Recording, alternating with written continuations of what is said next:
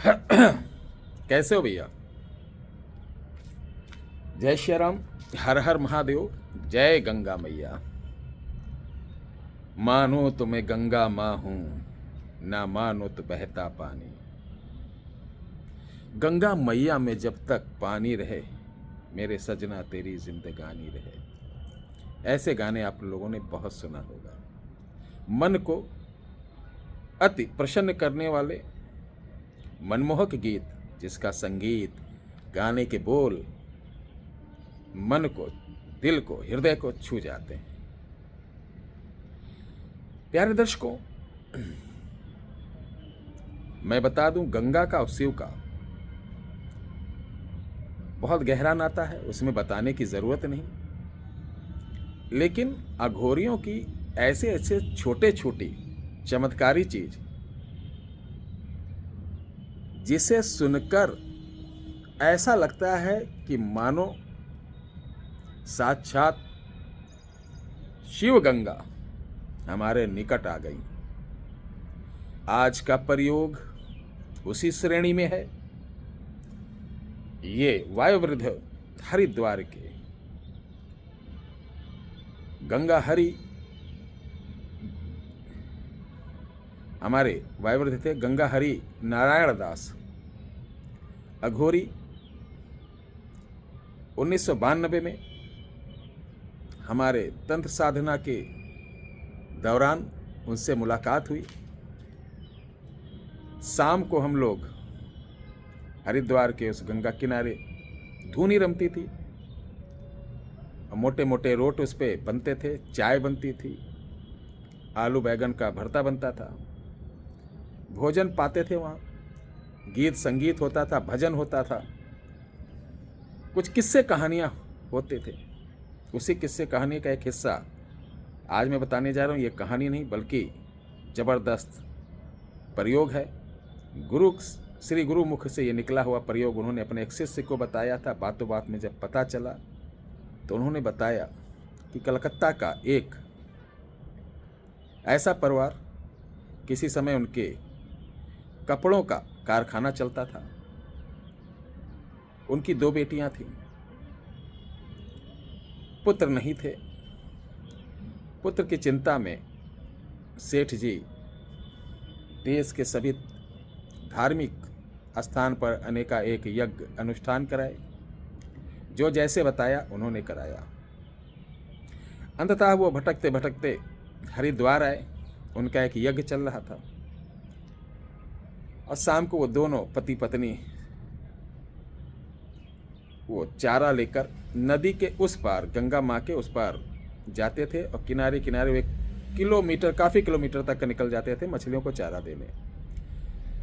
तो वो जब महाराज जी का जहाँ पर स्थान बना था दूर, तो इन लोग चारा डालते डालते महाराज जी के पास पहुँचे, प्रणाम किया और बैठ गए।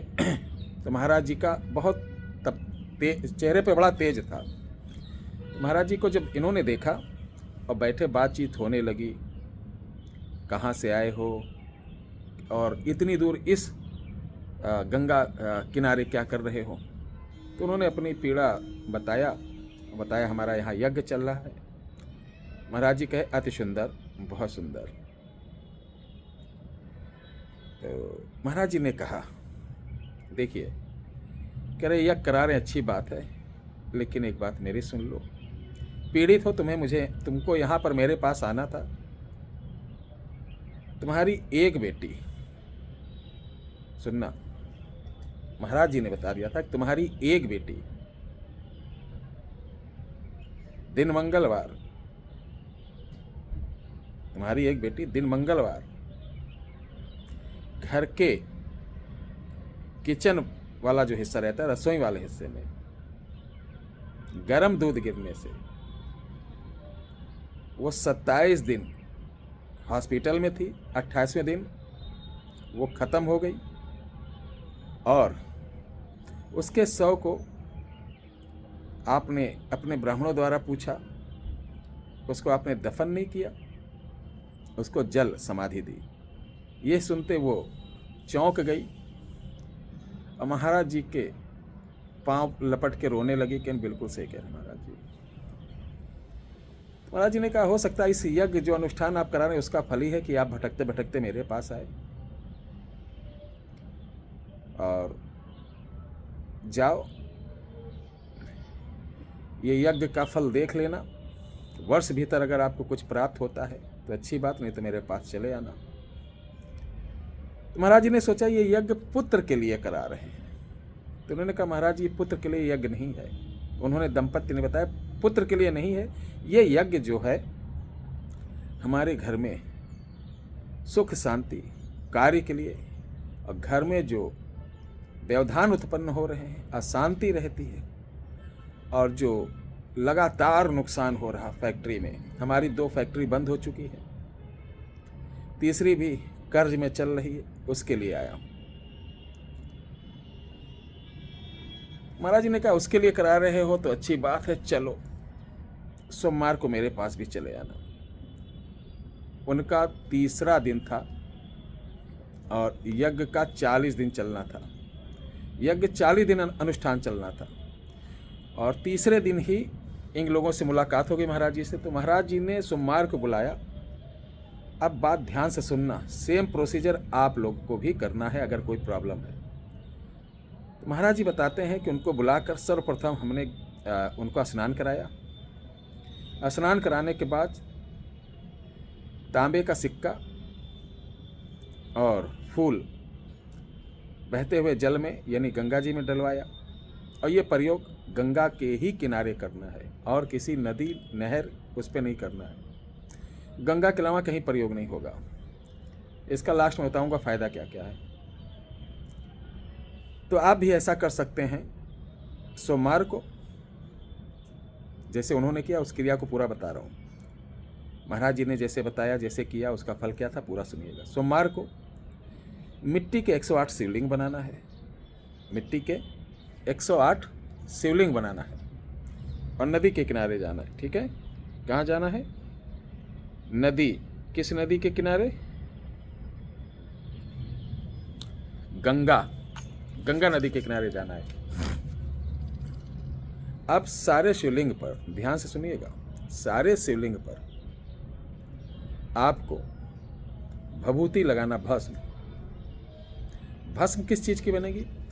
गाय का गोबर नहीं होता, उसको पतला पतला करके सुखा लें 5-6 दिन पहले, वो कंडा बन जाएगा, फिर उसको घी डालकर, गाय का घी डालकर जलाना है कपूर से। वो जब जल के उसकी राख निकलेगी उसको कपड़े से छान लें, उसमें थोड़ा सा कपूर पीस कर मिला दें।